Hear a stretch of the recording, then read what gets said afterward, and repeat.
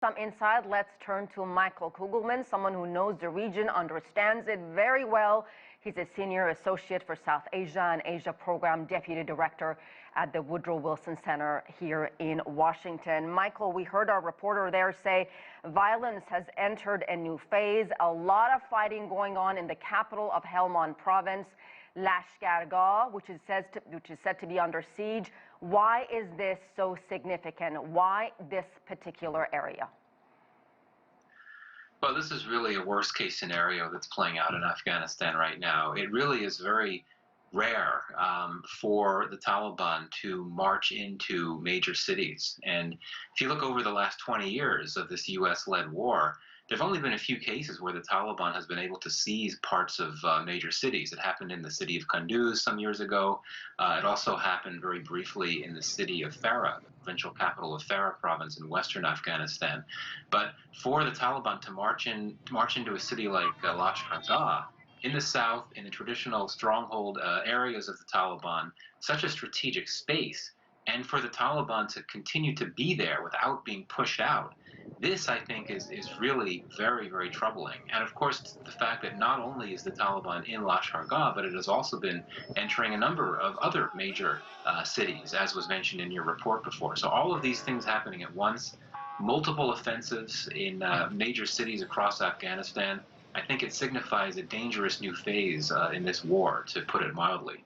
So how concerned are you that Kabul, the capital of Afghanistan, could be next?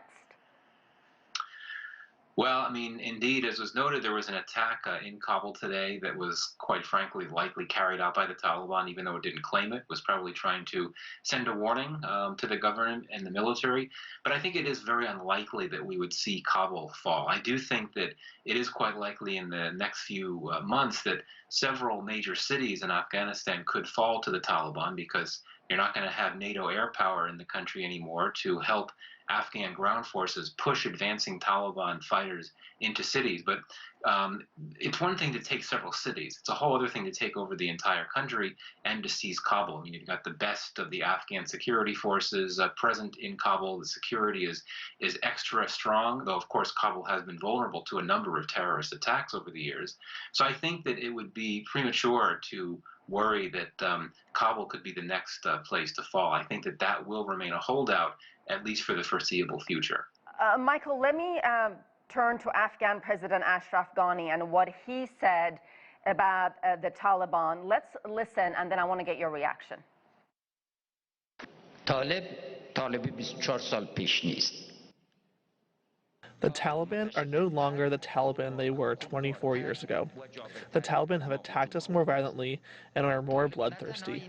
The Taliban have not severed ties with domestic and international terrorists, but their relationship has become stronger and their violence has intensified. The Taliban have not severed ties with domestic and international terrorists. Wow. If people are not worried about that, I mean, that is terrifying. Are they talking about, is he talking about possibly Al-Qaeda, ISIS? Yeah, he's definitely talking about Al-Qaeda. Al-Qaeda and the Taliban have a long-standing partnership, which is significant, and it continues now. That's significant because the deal that the U.S. signed with the Taliban said that the Taliban had to essentially stop providing space to Al-Qaeda to plan and mount attacks on the U.S. The agreement didn't say that the Taliban had to end ties with Al-Qaeda altogether, but it did suggest that the Taliban has to distance itself from Al-Qaeda, which has not happened. The good news, if there's a silver lining, is that the Taliban does not have any type of partnership with ISIS. ISIS is a rival of the Taliban's, it's a rival of Al-Qaeda's, but that's not the case. But I agree with Ghani that the Taliban is, quite frankly, just as vicious and violent and brutal as it was back in the 1990s. And I think it's simply propaganda when the Taliban comes out and talks about how it's willing to negotiate peace and that it's a very different, more moderate, more lovable version of the Taliban than what you had in the 1990s. But given how things have been playing out in Afghanistan in recent months,